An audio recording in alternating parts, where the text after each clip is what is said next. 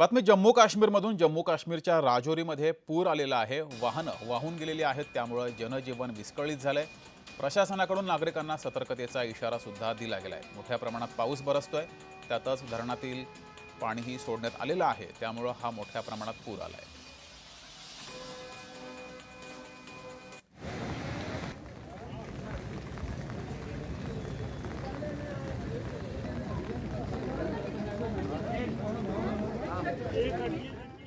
काफी जनता का नुकसान हो गया और तकरीबन लगभग 200-250 गाड़ी का जो लापता है।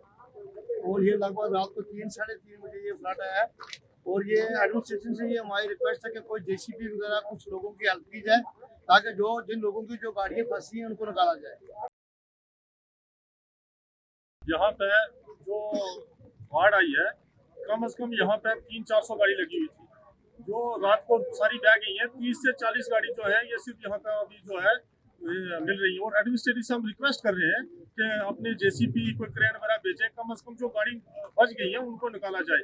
ये एडमिनिस्ट्रेटिव से हमारा एक बहुत बड़ा हार्डली रिक्वेस्ट रहेगा। तर जम्मू काश्मीरमध्ये मुसळधार पाऊस बरसतोय, त्यामुळे राजौरीमध्ये पूर आलेला आहे।